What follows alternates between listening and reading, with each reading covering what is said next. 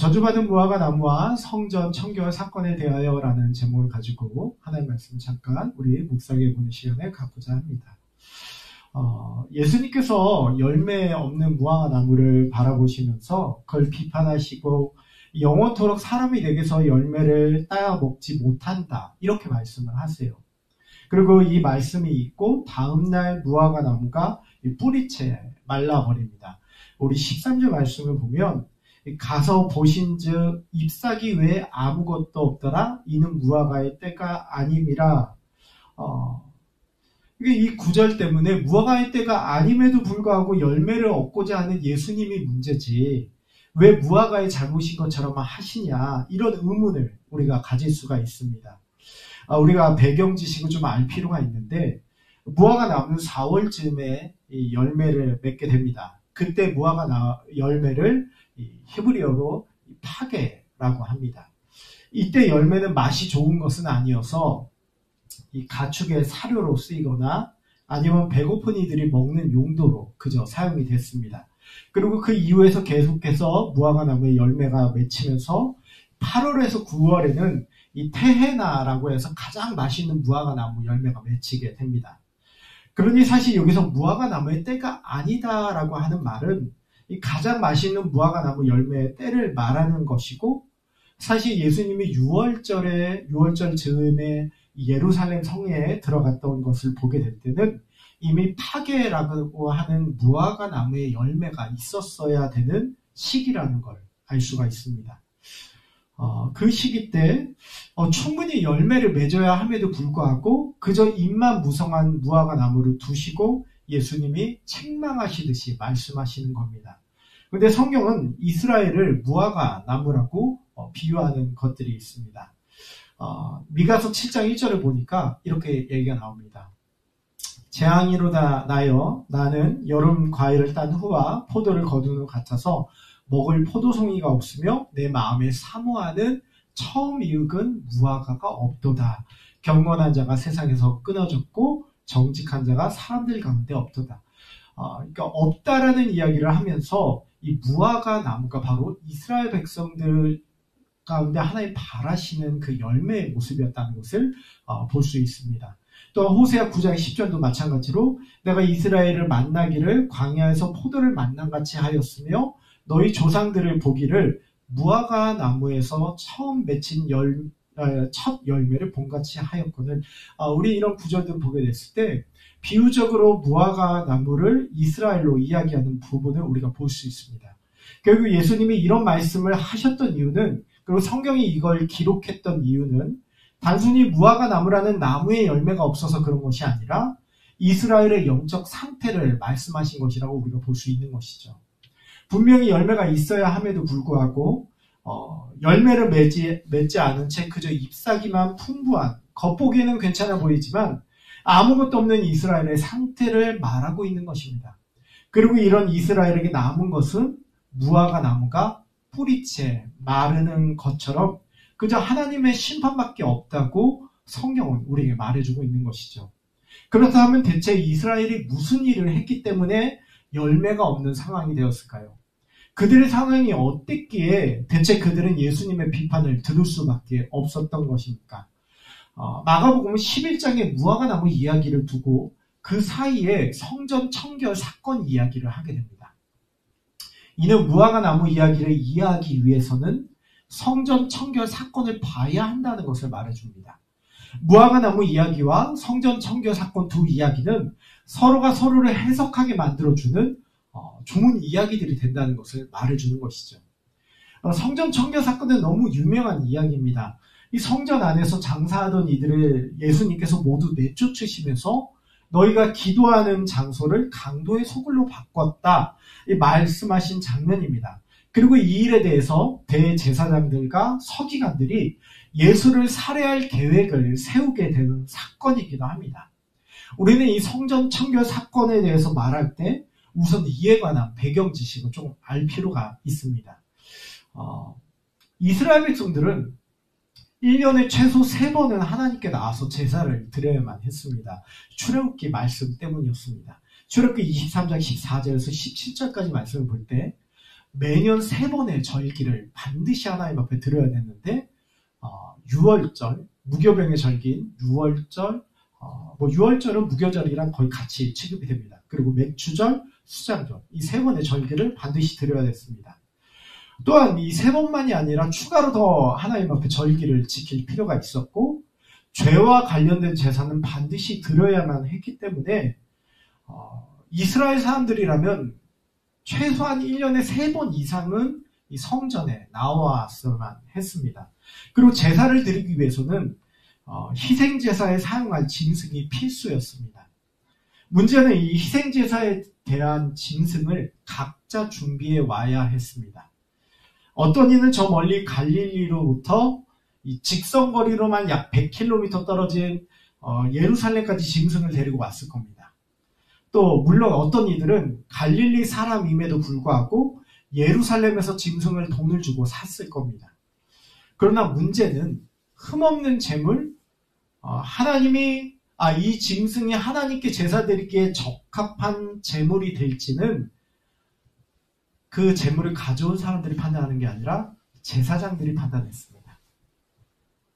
그러니까 내가 아무리 갈릴리에서 짐승을 수레에 실어서 금이야 오기야 하면서 고생하면서 귀하게 데리고 왔어도 제사장이 한마디로 이건 아니다. 이 짐승은 하나님께 드릴 만한 짐승이 아니다. 이렇게 노하고 거절을 하면 아무 소용이 없는 겁니다.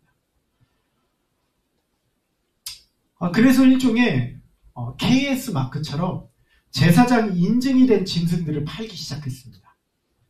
AD 30년에 대제사장인 가야바가 이를 허용해 줍니다. 당연히 여기에는 상인들과 성전 관계자들의 검은 커넥션이 존재하게 됩니다.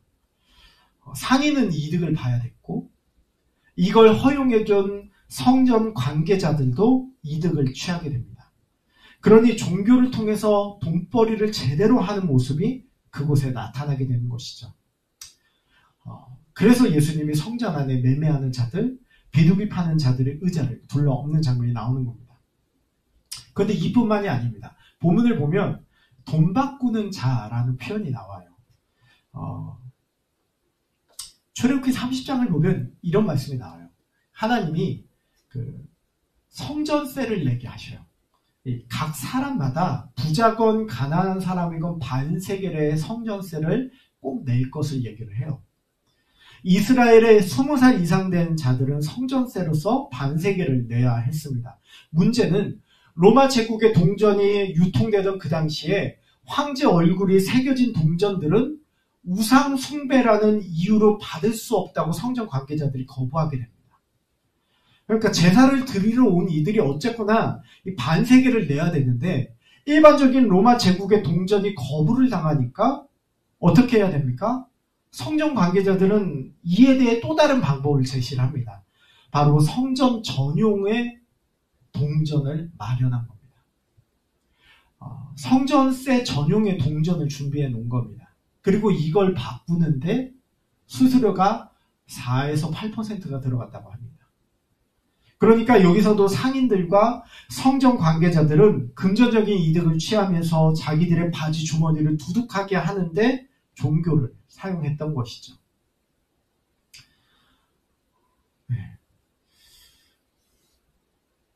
연불에는 마음이 없고 제밥에만 마음이 있다라는 말처럼 이 성전 관계자들은 하나님을 잘 섬기는 것에는 관심이 있는 게 아니라 어떻게 하면 이것을 통해서 더 많은 물질적인 이득을 취할까 관심이 있었던 겁니다. 그러한 모습은 이 당시에만 있었던 것은 아니죠. 중세시대 교회의 타락에도 동일한 모습이 있었습니다. 하나님을 잘 섬기는 게 관심이 아니라 예수를 팔아서 물질을 챙기는 데 관심이 있었던 시기였습니다. 그리고 안타깝게도 오늘날도 그런 모습을 우리는 발견하곤 합니다. 말로는 아골골짝 빈들에도 복음 들고 가오리다 말을 하지만 소위 돈 안 되는 교회는 쳐다보지 않는 사역자들. 그래서 더 큰 교회, 더 부자 교회에서 사역을 하려고 이력서를 돈 많은 교회, 돈 많은 성도가 없으면 내밀지 않는 사역자들. 그렇게 돈 많은 성도들이 있는 교회에 들어가서는 서로가 가난한 교구 대신에 부자 교구를 맡겠다고 다투는 사역자들의 모습이 있습니다. 신대원생 때부터 이미 어떻게 해서든지 바지 주머니가 두둑해지는 이득을 취하기 위해서 그런 쪽에만 열심을 보이는 전도사들을 만나보는 게 하루 이틀의 일은 아닙니다. 물질이 필요 없는 것은 아닙니다. 한 방송에서 종교인들이 나와서 이야기를 하는 것을 보니까 이 목회자들이 좀 고군분투하는 모습이 있습니다.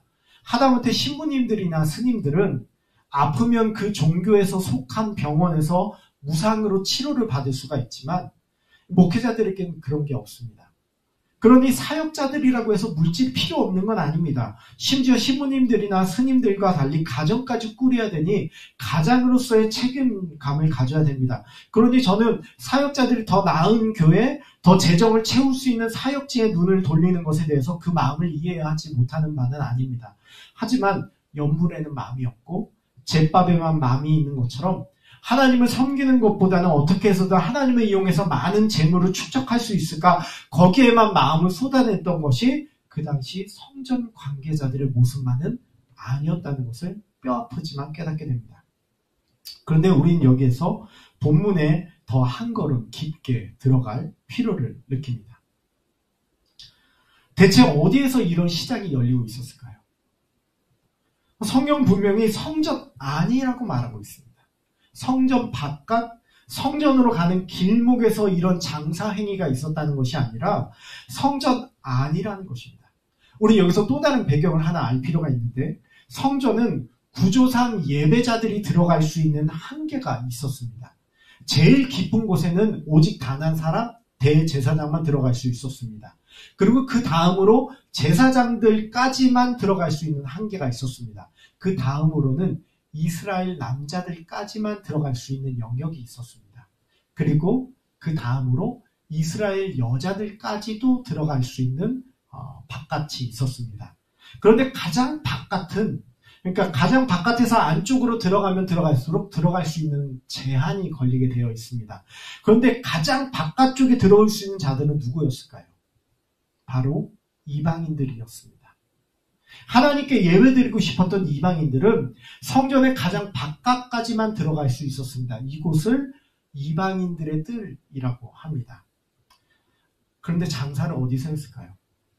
네, 가장 바깥인 이방인들의 뜰에서 장사가 이루어졌습니다. 예수님이 말씀하십니다. 내 집은 기도하는 집이라 칭함을 받으리라 하지 아니하였느냐. 이거 그냥 하신 말씀이 아닙니다. 이사야 말씀을 하신 겁니다. 이사야 56장 6절 7절 말씀. 나의 언약을 굳게 지키는 이방인마다 내가 그들을 나의 성산으로 인도하여 기도하는 내 집에서 그들을 기쁘게 할 것이며 그들의 번제와 희생을 나의 제단에서 기꺼이 받게 되리니 이는 내 집은 만민이 기도하는 집이라 일컬음을 받게 될 것이라. 바로 이방인들이 하나님께 예배하고 싶어서 찾아오게 됩니다. 그리고 그들이 하나님께 제사드리며 기도하게 됩니다. 그런데 성전 관계자들은 그곳을 장사하는 곳으로 만들어버린 겁니다. 아니, 강도의 소굴로 바꿔버린 겁니다. 장사가 나쁜 건 아닙니다. 우리는 모두 상행위 속에서 살아갑니다. 그래서 예수님은 장사하는 곳으로 만들었다고 말씀하시지 않고 강도의 소굴로 바꿔놓았다는 것은 결국 이방인들의 뜰에 시장이 선 것은 모든 제사하는 이들의 편의성을 위한 시장이라는 것이 아니라 성전 관계자들의 금전적 이득을 취하고자 하는 그 모습 때문에 제밥에만 관심이 있는 그 모습 때문에 누군가 피해를 입게 되는 강도의 소굴이 되었다는 것입니다. 제사드리러 오는 일반적인 이스라엘 백성들도 날강도 같은 이들 때문에 피해를 입게 되었지만 하나님께 가고 싶고 하나님께 나아가고 싶었던 이방인들도 날강도 같은 이들의 피해를 입게 됩니다. 특별히 여기에서 이방인들의 뜰에 시장이 서고 주께서 이사야의 말씀을 인용하셨다는 것은 예수님의 분노 포인트가 이방인들이 하나님께 나아가지 못하도록 방해하는 모습이 있었다는 것을 보게 됩니다. 여기에는 이스라엘 남녀들을 향한 책망도 분명히 있다 보여집니다.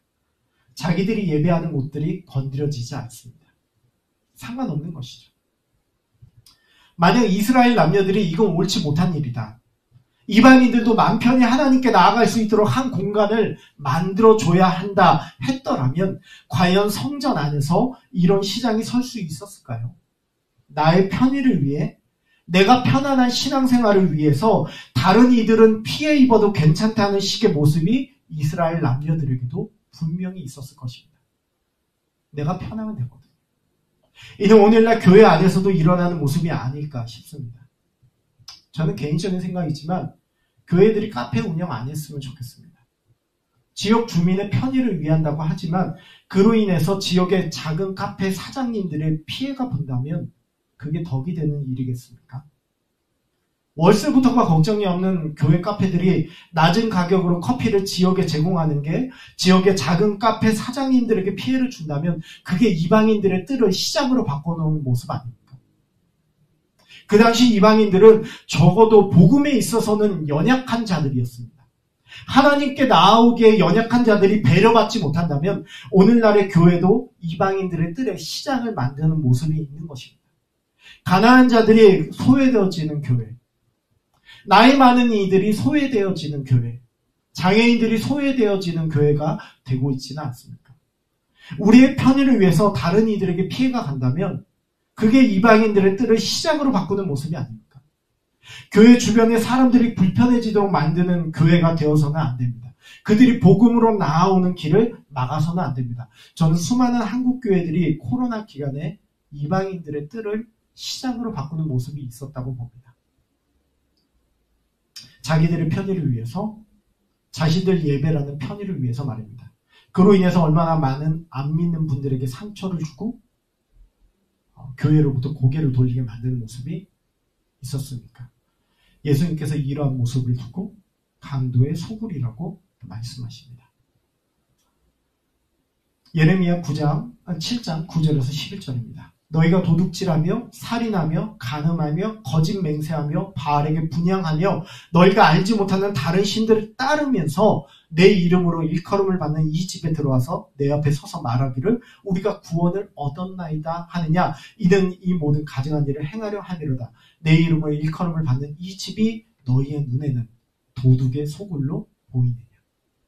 예수님이 강도의 소굴이라 말한 건 이 예레미야의 말씀을 인용하신 겁니다. 그리고 예레미야 선지자는 삶은 엉망이면서 예배 행위만 있으면 오케이라는 생각을 가지고 있었던 이들을 향해서 이 메시지를 던졌습니다. 단순히 제사만 잘 들으면 하나님의 입에 먹을 것만 제때제때 갖다 주기만 하면 나한테 복을 주겠지 생각하지 말라는 겁니다. 하나님 백성다운 삶을 살아가야 한다는 겁니다.